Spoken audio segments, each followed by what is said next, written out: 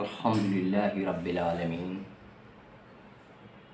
والصلاة والسلام علی سید المرسلین اما بعد فاعوذ باللہ من الشیطان الرجیم بسم اللہ الرحمن الرحیم ومن یطع اللہ ورسولہ فاولئک مع الذین انعم اللہ علیہم صدق اللہ العظیم۔ معزز و محترم محبان اہل بیت، السلام علیکم ورحمۃ اللہ وبرکاتہ۔ الحمدللہ تعالی اللہ رب العزت کی توفیق اور اس کے فضل سے آج ہم نے اپنی گفتگو کا جو موضوع لیا ہے اس کا عنوان ہے تحفظ ایمان و عقائد، یعنی منافق مولویوں سے اپنے ایمان و عقیدے کی حفاظت کرنا۔ جیسا کہ ہم سب جانتے ہیں کہ ایک فرقہ جو یہ کہتا ہے کہ عید میلاد النبی منانا ناجائز، یہ فرقہ بھی گمراہ ہے، اور دوسرا وہ فرقہ جو یہ کہتا ہے کہ تعزیہ داری کرنا ناجائز و حرام، یعنی یہ دونوں ہی فرقے گمراہ ہیں اور منافق ہیں۔ ایک نانا کی یادگار منانے سے روکتا ہے اور دوسرا فرقہ نواسی کی یادگار منانے سے ہمیں روکتا ہے، اور یہ دونوں فرقے منافق ہیں اور یہ دونوں جہنمی ہیں۔ جیسا کہ ہم کئی سالوں سے دیکھ رہے ہیں کہ جیسی ماہ محرم آتا ہے ویسے ہی یزیدی بھونکنا شروع کر دیتے ہیں کہ ڈھول حرام ہے، تعزیہ داری حرام ہے۔ یہ خود بھی گمراہ ہیں، بے شک اس میں کوئی شک اور شبہ نہیں، یہ خود گمراہ ہیں اور لوگوں کو بھی گمراہ کرتے ہیں، اور یہ ان آتنک وادیوں سے زیادہ خطرناک ہیں جو بے گناہ انسانوں کا قتل کرتے ہیں، کیونکہ آتنک وادیوں کا حملہ انسان کی جان پر ہوتا ہے، جس سے اس کی جان چلی جاتی ہے، یعنی انہیں صرف جان و دنیاوی نقصان ہوتا ہے، مگر مقتول آخرت میں بہتر اجر کا مستحق ہوتا ہے۔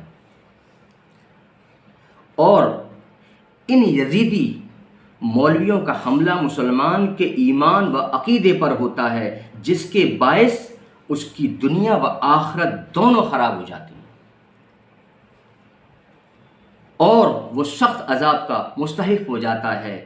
اس لیے ایسے بدعقیدہ گمراہ و یزیدی مولویوں سے، یہ ایسے جو مولوی ہیں یعنی بدعقیدہ ہیں، جو گمراہ ہیں، یزیدی ہیں، یہ جو مولوی ہیں یہ ان آتنک وادیوں سے زیادہ خطرناک اس لیے ہے کیونکہ ان کا حملہ ان کے ایمان پر ہوتا ہے مسلمانوں کے، اور ان کے عقیدے پر ہوتا ہے، اس لیے زیادہ خطرناک ہے، جس کے باعث اس کی دنیا اور آخرت دونوں خراب ہو جاتے ہیں مسلمانوں کے۔ اس لیے ایسے گمراہ فرقوں کے مولویوں سے بچو جنہیں صرف ڈھول اور تعزیہ داری میں برائیاں دکھائی دیتی ہیں اور کسی کام میں انہیں کوئی برائی دکھائی نہیں دیتی، کیونکہ اللہ تعالیٰ نے ان کی آنکھوں پر پردہ ڈال دیا ہے۔ جیسا کہ ارشاد باری تعالیٰ ہے،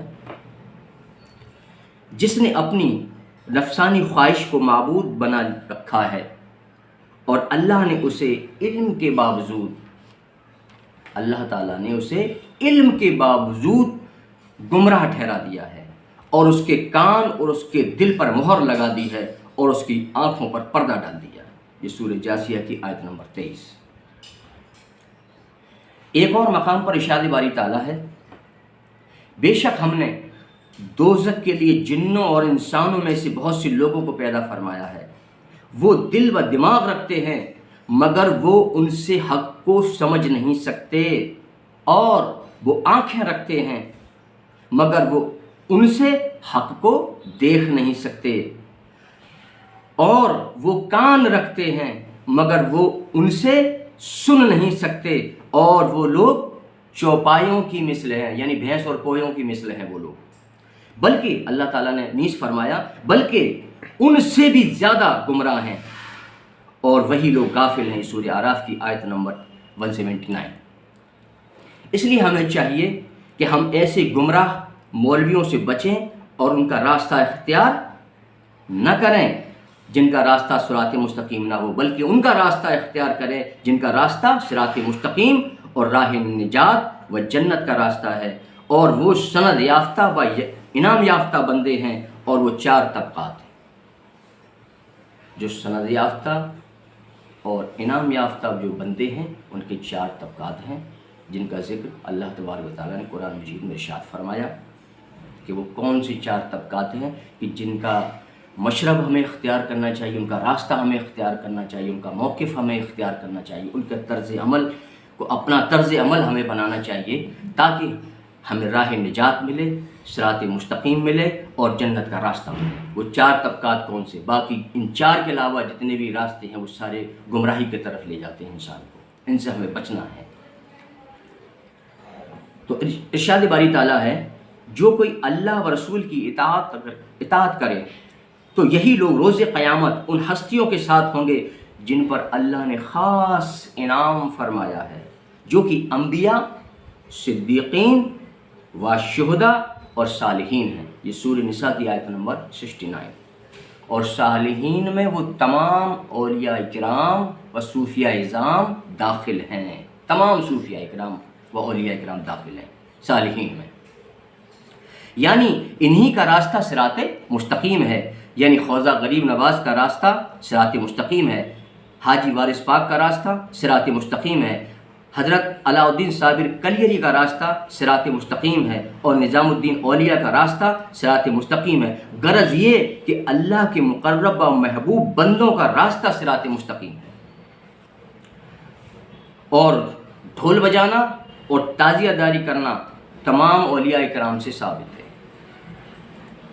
تو ڈھول اور تعزیہ داری کیسے حرام ہو سکتی ہے؟ پھر بھی اگر کوئی ان کو حرام کہتا ہے تو میں اس سے مناظرے کی دعوت دیتا ہوں، میں اسے مناظرے کی دعوت دیتا ہوں، مگر کچھ شرائط ہیں، ان شرطوں کے ساتھ۔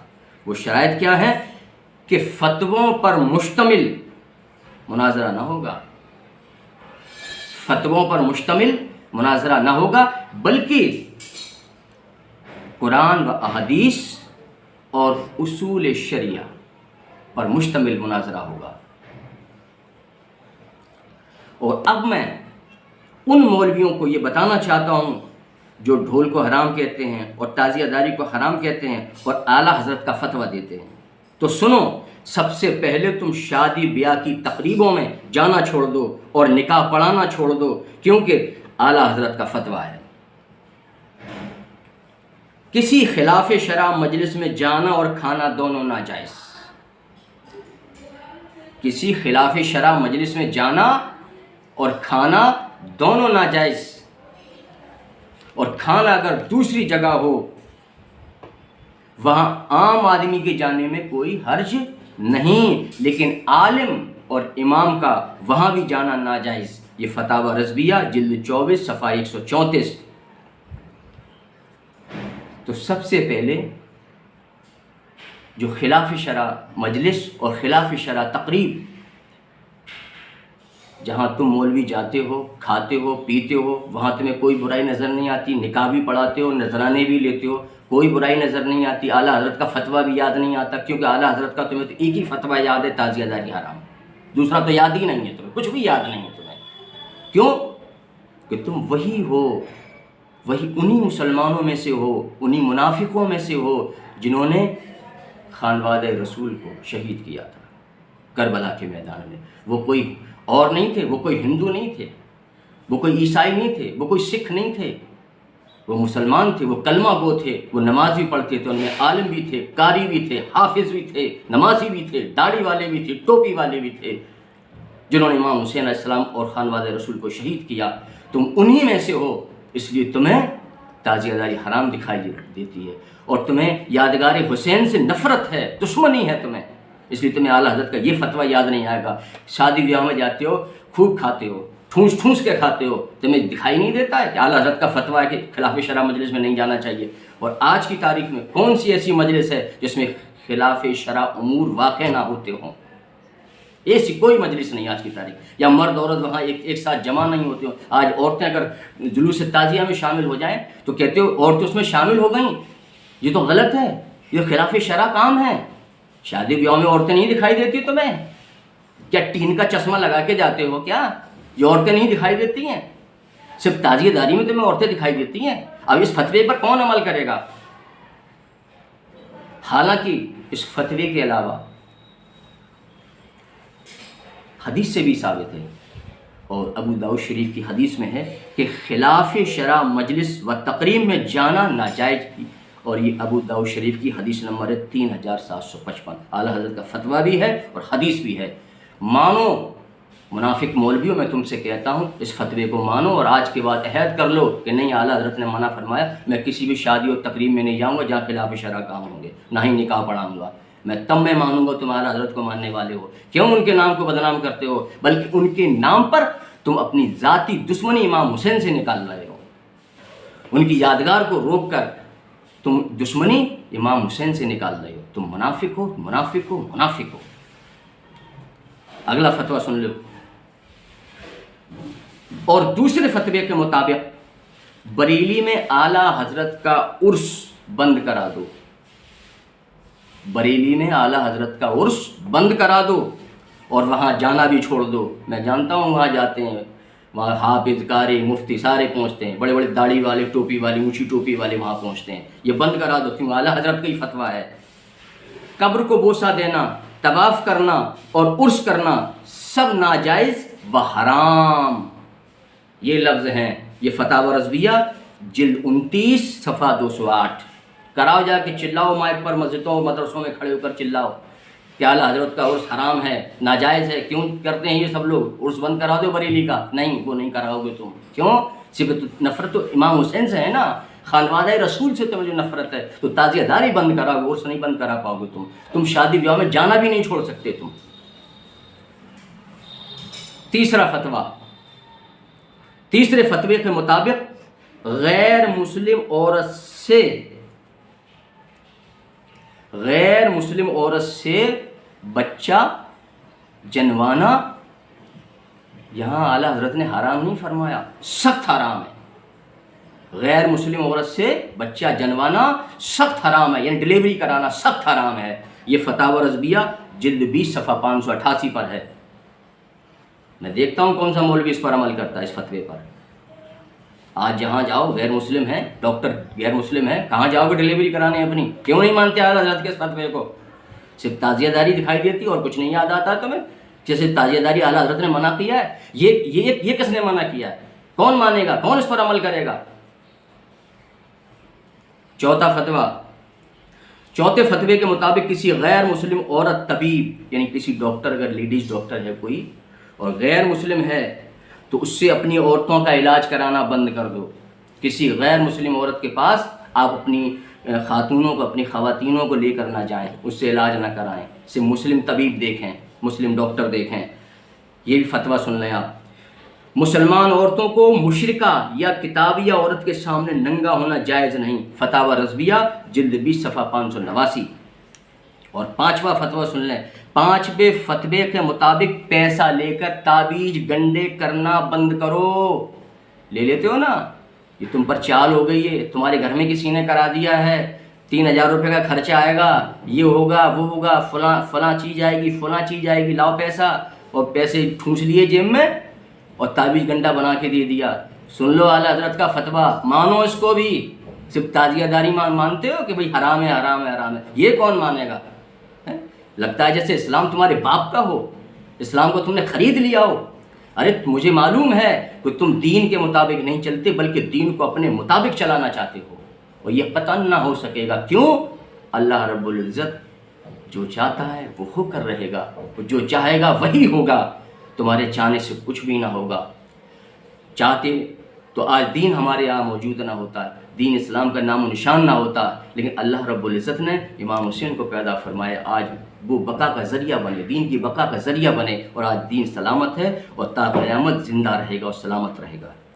5واں فتویٰ سن لے، مال کے بدلے تعویذ دینا دھندا ہے، اور مسجد کے حجرے میں بیٹھ کر تعویذ گنڈے کرنا ناجائز۔ فتاوی رضویہ جلد 8 صفحہ 95 پر۔ حالانکہ وقت کی قلت کی وجہ سے میں نے چند فتووں کا ذکر کیا ہے، جبکہ میری نظر میں بہت سے فتوے ایسے ہیں جن پر ایک بھی بریلوی عمل پیرا نہیں ہے، میں تو صاف کھلے طور پر کہتا ہوں۔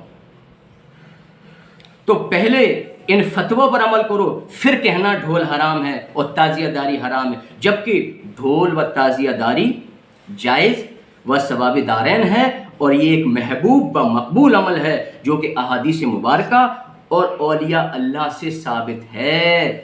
اور اس کی اگر مزید تفصیل کسی کو چاہیے، میں نے اس کو جو ہے صراحتاً واضح طور پر قرآن حدیث کی روشنی میں اور اقوال اولیاء اللہ اور سلف صالحین کے اقوال و افعال سے میں نے تعزیہ داری کو ثابت کیا ہے، اور یہ ہماری ایک کتاب ہے جس کا نام ہے عظمت تعزیہ داری۔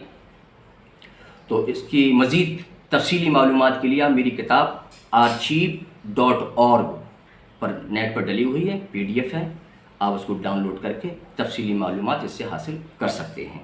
وما علینا الا البلاغ المبین۔ السلام علیکم ورحمۃ اللہ وبرکاتہ۔